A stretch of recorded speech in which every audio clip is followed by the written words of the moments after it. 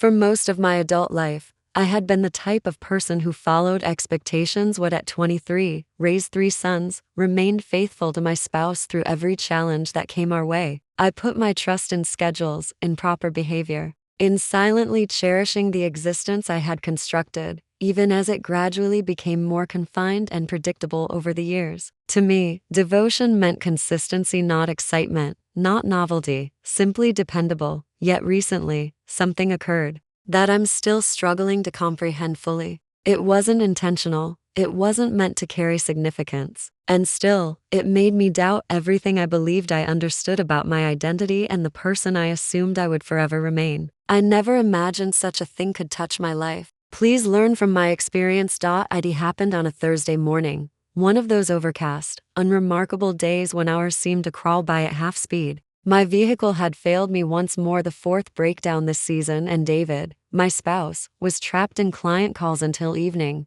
When his business partner Marcus volunteered to drive me home from the farmer's market, I agreed without hesitation. I recognized Marcus from the occasional work gatherings I had joined through the years. He appeared to be David's junior by perhaps a decade, carrying himself with a quiet confidence in his manner of speaking. He consistently seemed courteous, considerate, the type of person who would open doors and maintain eye contact when inquiring about your well-being. Though I had never given him much consideration previously, I had always observed how his focus would linger, not improperly, simply more attentively than others. We exchanged pleasantries in the market lot. He insisted on placing my purchases in the back of his navy blue SUV, which was more organized than I had anticipated for someone living alone. "I hope this doesn't take you out of your way," I mentioned while settling into the front seat. "Absolutely not," he replied with warmth. "I'm only 15 minutes beyond your neighborhood. Perfect reason to leave the office before sunset." His tone carried a particular gentleness, measured, unhurried. It created an unexpectedly comfortable feeling, which wasn't something I commonly experienced around other men. With David,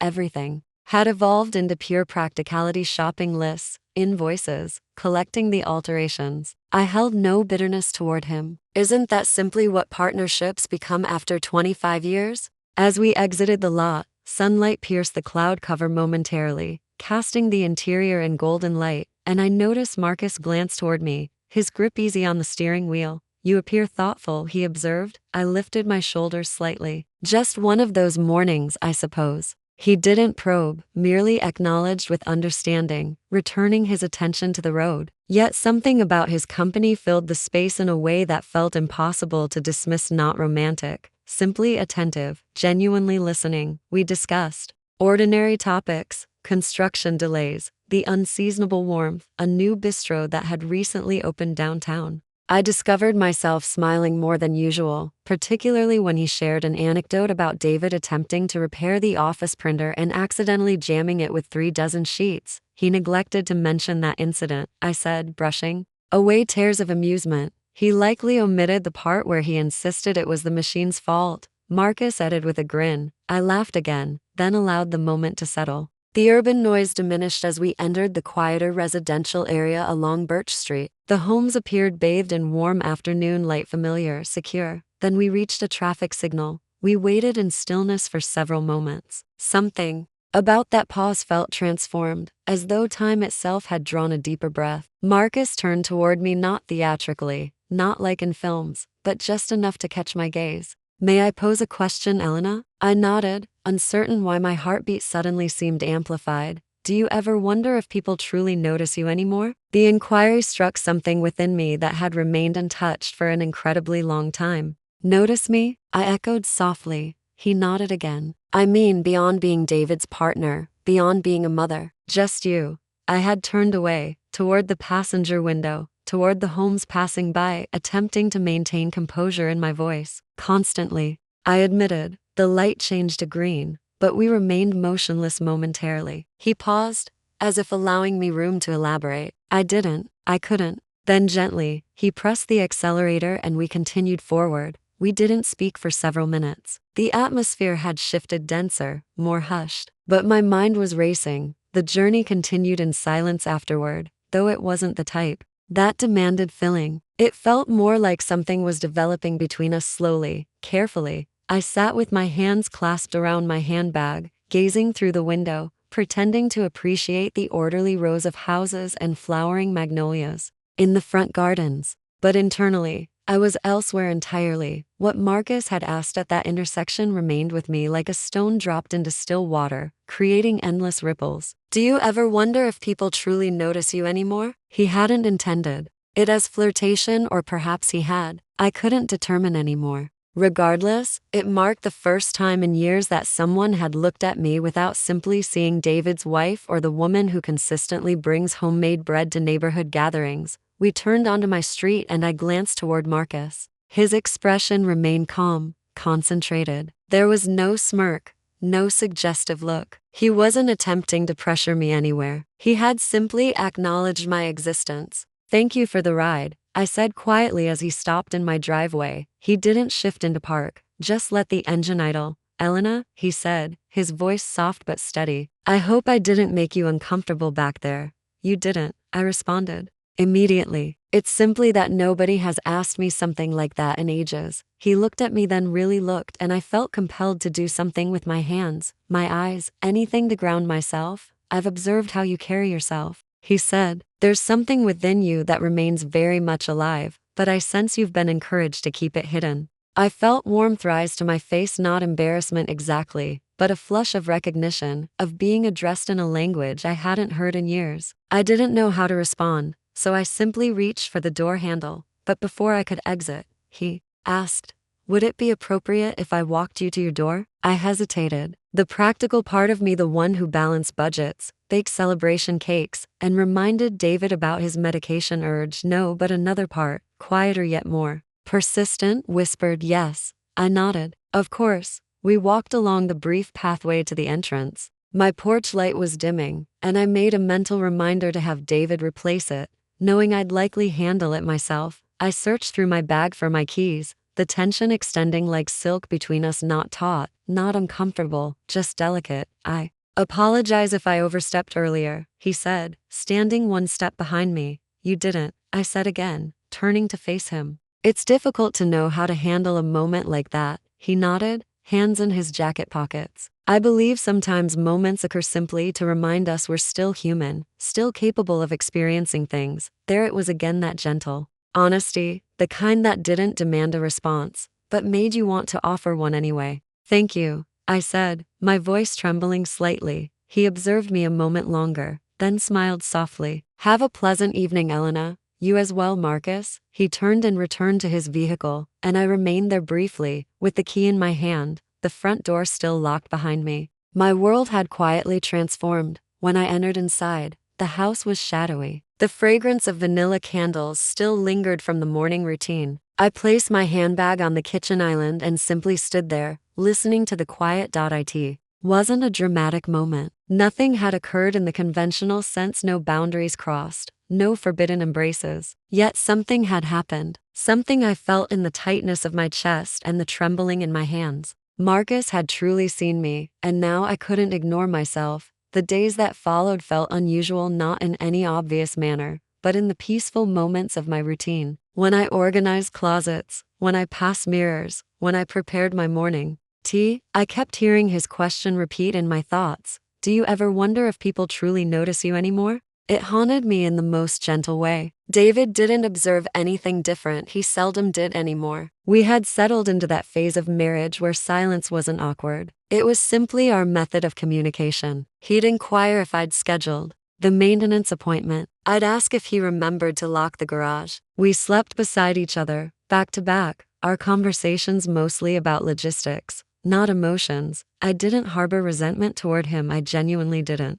But there was a growing realization within me that I had begun vanishing, first gradually, then completely. Then 3 days later, Marcus sent a message. "Elena, I hope this isn't inappropriate, but I'm meeting a friend for lunch shortly. If you'd care to join us, no obligations." I stared at the text for an extended time. I could have ignored it, probably should have, but I didn't. "Where?" I replied. "We met at a small establishment on the corner of 3rd and Madison." It wasn't elegant, just a comfortable cafe with climbing roses along the exterior and windows that always misted in the afternoon. I arrived early and selected a table near the rear, partly for privacy, partly to remain unnoticed. When he arrived, He appeared surprised to find me already there. But then again, I was surprised at myself too. He took the seat across from me and offered a quiet smile. "Thank you for coming." "I almost didn't," I said honestly, stirring my tea, though I hadn't added anything to it. "I understand." There was silence, but again, not uncomfortable, just contemplative. "I've been considering what you said," I finally confessed. "About being noticed." He leaned forward slightly, listening. "I suppose I didn't realize how much I missed it." Not attention, but simply someone seeing beyond the surface. He nodded. "We spend so much energy caring for others that we forget to check on ourselves. It's simple to become lost." "I think I became lost some time ago," I said quietly. Neither of us spoke for a moment. Then, without altering his tone or posture, Marcus said, "I don't want to complicate your life, Elena. That's not why I reached out. I simply enjoy our conversations. That's all." It was the sincerity in his voice that moved me, not flirtation, not suggestion, just human kindness. It felt rare, almost sacred. We talked for nearly 90 minutes about nothing significant and yet everything important: our childhoods, our favorite foods, the books we read when we couldn't sleep. I told him I used to sing alone in the garden when the boys were young, just to feel alive. He smiled as if that was the most wonderful thing he'd heard all day. When we finally rose to leave, we hesitated again, that now familiar pause that settled between us like morning mist. He held the door for me, and as I stepped into the sunlight, he said, "Elena, if you ever need someone to listen, or just exist differently for a while, I'm available." I nodded, holding his gaze for a moment longer than I should have. "Thank you." We parted ways on that sidewalk, no contact, no commitments, just understanding. But that night, as I lay in bed next to David, his back turned to me, breathing deep and steady, I felt something awakening inside me. Not guilt, not regret, just awareness. Something had shifted, and for the first time in years, I wasn't certain what would happen next. A week passed. I didn't see Marcus, didn't hear from him, and I didn't reach out either. Not because I didn't want to, but because I needed space to understand what was occurring within me. I moved through my days like a woman carrying an invisible question in her heart. It wasn't about Marcus, not really. It was about me. Who had I become? Who was I still permitted to be? One evening, after David had gone upstairs to watch the game, I remained in the kitchen, wiping the same spotless counter repeatedly. My reflection in the window gazed back at me, older, gentler, but still present, still somewhat recognizable. I thought of the version of me from years past, before the marriage settled into routine, before the children left for university, before the silence became so deafening. That woman hadn't disappeared, she was just waiting. And somehow, a single question from a man I barely knew had cracked the shell I had built around her. That night, I told David we needed to talk. We sat at the kitchen table, just as we had when we were young and struggling and hopeful. I looked at him, really looked at the man I had built a life with, the father of my children, my companion even now. "I've been feeling invisible," I said. He blinked, startled. "What do you mean?" "I mean, I don't think you really see me anymore. I don't think I've allowed you to." He sat back, crossing his arms. "Where is this coming from?" I hesitated, selecting my words carefully. "From a place inside me that's been silent for too long." I didn't mention Marcus, not because I was concealing something, but because this wasn't about another man. This was about the woman I'd stopped being, the woman I wanted to remember. David looked down, rubbing his chin the way he always did when he was uncertain what to say. "I guess I just assumed we were content." "We are," I said, "but I want more than content. I want to feel alive again." For a long time, neither of us spoke, but for the first time in years, we were truly present together, in a moment that wasn't about responsibilities or schedules or obligations. Eventually, he asked, "What do you need from me?" "I don't know yet," I whispered, "but I need to start discovering." The next morning, I went for a walk, no makeup,